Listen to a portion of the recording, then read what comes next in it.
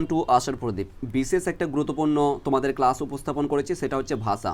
তোমরা জানো শিল্প সংস্কৃতি ইতিহাস এবং ভাষা বড় একটা সিলেবাস বলতে গেলে। এই ভাষা থেকে টোটাল তোমাদের 5টা টপিক আছে, বাক্যতত্ত্ব, রূপতত্ত্ব, ভাষাতত্ত্ব, এই মতন করে টোটাল তোমাদের 5টা টপিক আছে। এই 5টা থেকে টোটাল তোমাদের 10 নম্বর থাকবে, ভালো করে বুঝবে। 10 নম্বর থাকবে, এমসিকিউ থাকবে 2টো আর এসিকিউ থাকবে 3টা। তুমি বিশ্বাস করবে না, 2023 সালে 3টার মধ্যে 3টাই নোট কমন পেয়েছি, মানে এমসিকিউ এসিকিউর কথা বলছি এখানে, ঠিক আছে? 3টার মধ্যে 3টা ওইরকম করে পিডিএফ তৈরি করে রেখেছি। এবং 2024 সালে 2টো কমন পেয়েছি। বলো 3টার মধ্যে 2টো, 2023 সালে হুবাহু 3টার মধ্যে 3টাই কমন পেয়েছি। এবার চলে আসবো এই জায়গাটা থেকে। এখান থেকে আমরা শুধুমাত্র একটা কোশ্চেন কমন পেয়েছি 2023 সালে, ঠিক আছে? তার মানে কটা হলো? টোটাল হয়ে গেল আমাদের 4 নাম্বার। বলো তো 5-এর মধ্যে 4 নাম্বার।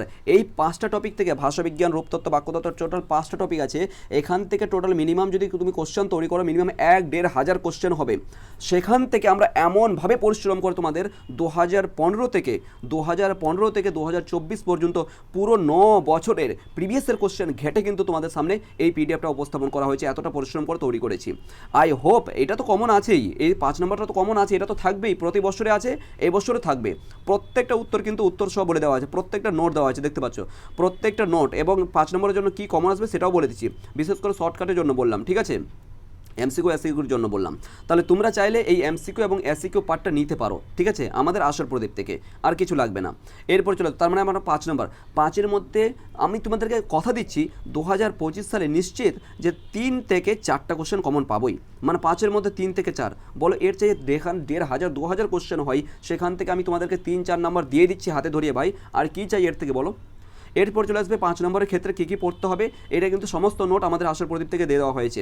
মুন্ডমালার ক্লিপিংস, ঠিক আছে, এটা পড়বে। সংক্ষিপ্ত উদাহরণ সহ আলোচনা করো, এটা পড়বে, এটা দেখবে। গঠন অনুসারে বাক্যের শ্রেণী বিভাগ খুব ইম্পর্টেন্ট। তারপর রূপমূল কাকে বলে উদাহরণ সহ আলোচনা করো। রূপমূল তোমার সহধ্বনি এবং পরাধ্বনির মধ্যে পার্থক্য বা পরিচয় দাও। প্রত্যয় কাকে বলে, কী কী। অবিভাজ্য ধ্বনি কাকে বলে, তুলনামূলক ভাষাবিজ্ঞানের সংজ্ঞা দাও। বৈশিষ্ট্য আলোচনা করো। উদাহরণ সহ ধ্বনিমূল ও সহধ্বনি সম্পর্কে নির্ণয় করো, ঠিক আছে। গুচ্ছধ্বনি যুক্ত সম্পর্কে পরিচয় দাও আর কি, ঠিক আছে। এই চলে আসলো সমস্ত কিছু। এই প্রত্যেকটা নোট কিন্তু তোমাদেরকে আশার প্রদীপ থেকে প্রোভাইড করে দেওয়া হয়েছে। এবার চলে আসো কিন্তু এই যে এমসিকিউ এবং এসিকিউ বলে যেটা আছে, ঠিক আছে, রচনার ক্ষেত্রে 10 মিনিট আছে, 10 নম্বর আছে। এবার দেখো এই যে প্রত্যেকটা কিন্তু তোমাদেরকে নোট আকারে সমস্ত পিডিএফ প্রোভাইড করে দেওয়া হয়েছে। বিশেষ করে এই ছোট কোশ্চেনের ক্ষেত্রে 5 নম্বরের মধ্যে মিনিমাম 3 থেকে 4 2025 সালে নিশ্চিতভাবে কমন পাবে, আর কিছু নয়। এটা হয়ে গেল ভাষা। এরপর চলে আসবো শিল্প সংস্কৃতি ইতিহাস। তোমরা জানো এখানেও কিন্তু 5টা টপিক আছে আমাদের, রাইট? শিল্প সাহিত্যের সংস্কৃতি ইতিহাসও কিন্তু 5টা টপিক আছে। তাহলে কী কী পড়তে হবে দেখো।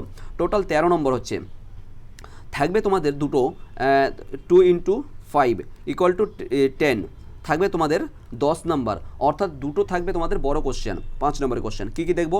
বাংলা চলচ্চিত্র, এই যে 2 নাম্বার থাকছে না, 10 নম্বর হলো 3 নাম্বার, 3টা এমসিকিউ যে থাকতে ওটার জন্য প্র্যাকটিস করাচ্ছি কোথায় সেটাও বলে দিচ্ছি দেখো। বাংলা চলচ্চিত্রের ইতিহাস, সত্যজিৎ রায়ের অবদান, এটা দেখবো।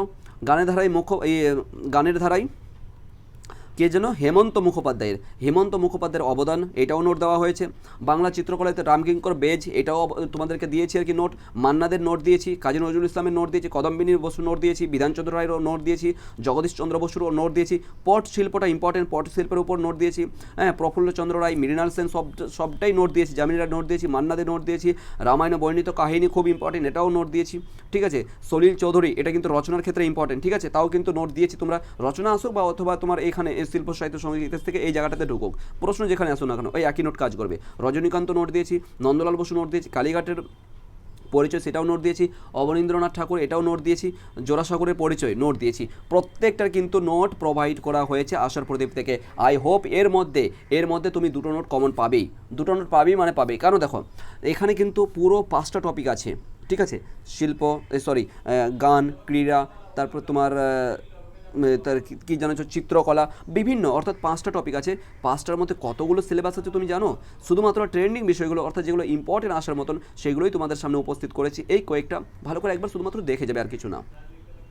যদি তোমার এই নোটটাও প্রবলেম হয় তাহলে সবচাইতে ছোট্ট একটা কথা বলবো, আমাদের আশার প্রদীপ থেকে বর্তমান কারেন্ট স্টুডেন্ট রোহিত রায় চৌধুরী, ঠিক আছে, রোহিত রায় চৌধুরী তোমাদের একটা শর্টকাট পদ্ধতি উপস্থাপন করেছে আশার প্রদীপের জন্য, যে তোমরা কি করতে পারো, যে রোহিত রায় তোমাদেরকে তৈরি করে দিয়েছে কি, যে শর্টকাট পদ্ধতিগুলো কী করে মনে রাখবে। এই যে কাজী নজরুল ইসলাম, মান্নাদে, প্রত্যেকটা কিন্তু 1 লাইনার হিসাবে তোমাদেরকে দিয়ে দেওয়া হয়েছে।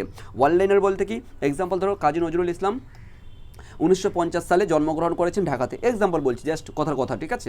ধরে রাখো কাদম্বিনী বসু ধরে রাখো যে 2025 সালে জন্মগ্রহণ করেছেন কলকাতায়, এইটুকু জাস্ট কথার মানে বলছি, ঠিক আছে। কাদম্বিনী বসু 2025 সালে জন্মগ্রহণ করেছেন কলকাতায়, বাস ডান। তাহলে এই ওয়ান লাইনে এটাকে বলা হয়, বাস।